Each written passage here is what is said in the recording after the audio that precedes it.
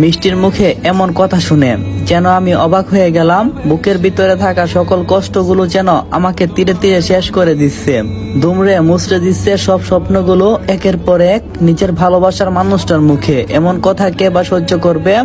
এসব ভাবছি আর কান্না করছি। অন্যদিকে লিটন ভাই খোঁজ নিয়ে জানতে পারে মিষ্টির সাথে রাফিনের অনেক ভাব রয়েছে, তারা অনেকবার ডেটেও গিয়েছে।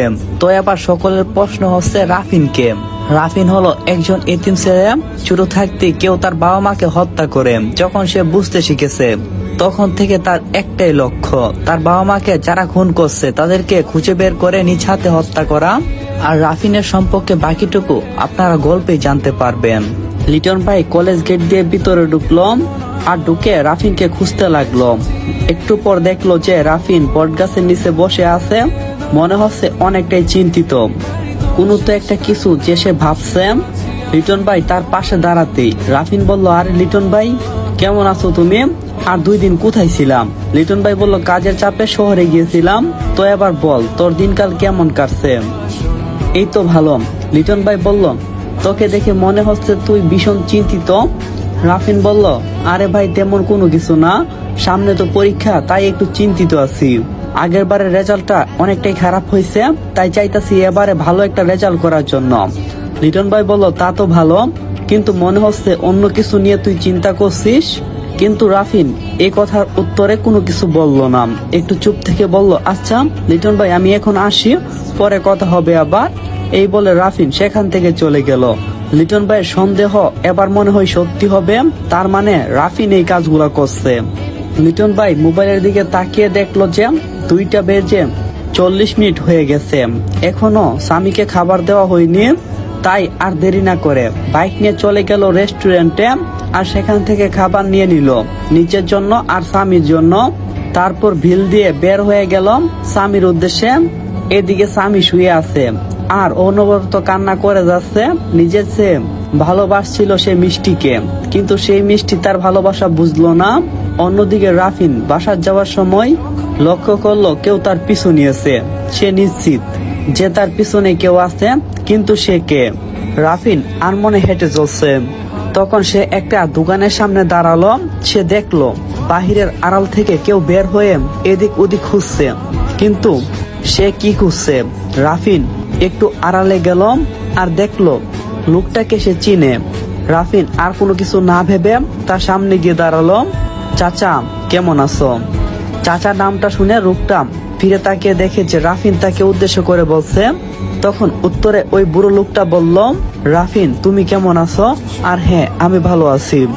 তুমি জানো তোমার বোনের জ্ঞান ফিরছে প্রায় 17 বছর পর। নিজের বোনের জ্ঞান ফিরছে, তার চেয়ে খুশির বিষয় আর কি হতে পারে? রাফিন বলল, আমি নীলাকে দেখতে চাই। নীলা এখন কেমন আছে চাচা? তখন উত্তরে লোকটি বলল, সে এখন আমার বাসায় আছে, চলো। রাফিন লোকটার সাথে যেতে লাগলো।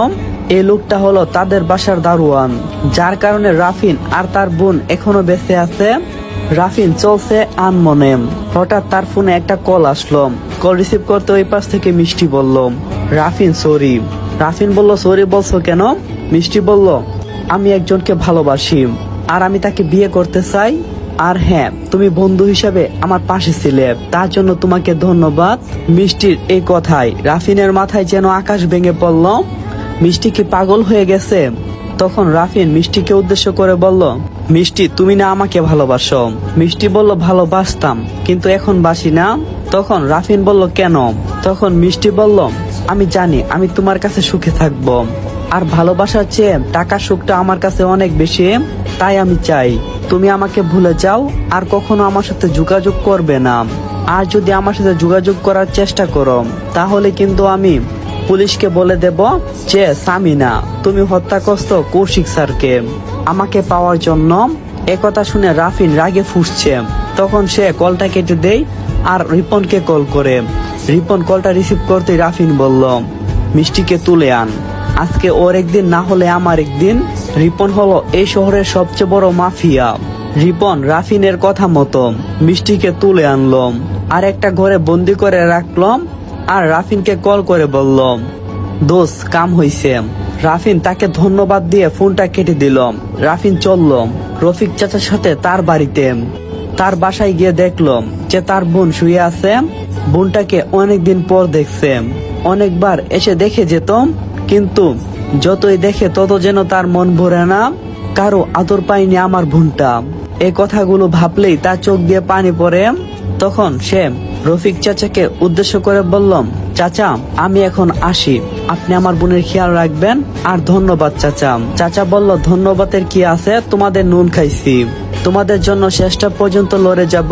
যদি আমার মৃত্যু হই তবুও আত্মা হয়ে তোমাদের পাশে থাকবো। রাফিন রফিক চাচার কথা শুনে রফিক চাচার হাত ধরে বলল, চাচা বিশ্বাস করেন, যদি বাবা বেঁচে থাকতো আমার থেকেও বেশি অনেক খুশি হতাম। আমি লাকি চাচা যে আপনার মতো একজন বিশ্বস্ত চাচা পাইছি, আপনাকে অনেক ধন্যবাদ। তখন রফিক চাচা বলল, চাচা বলছো আবার ধন্যবাদও বলছো। রাফিন বলল, সরি চাচা। এই বলে রাফিন সেখান থেকে চলে গেল। রিপনের দেওয়া ঠিকানায় সেখানে গিয়ে দেখলো মিষ্টির হাত পা মুখ বেঁধে রাখছে।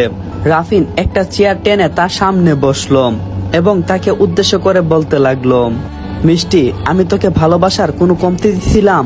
হয়তো তুই জানোস যে আমার কাছে টাকা নাই, কিন্তু তুই কি এইটা জানোস আমি চাইলে তোর ফুল ফ্যামিলি কিনতে পারি? মিষ্টি রাফিনের কথাই অবাক হচ্ছে। রাফিন কি বড় লোক? উত্তরে কিছু বলতে যাবে মিষ্টি, কিন্তু কোনো কিছু বলতে পারছে না, মুখ বাঁধা ভেবে করছে।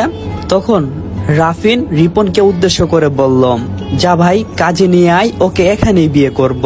ভাবছিলাম বিয়েটা পারিবারিক ভাবে অনুষ্ঠান করে করব, কিন্তু এইটা ছাড়া অন্য কোনো পথ খোলা নেই।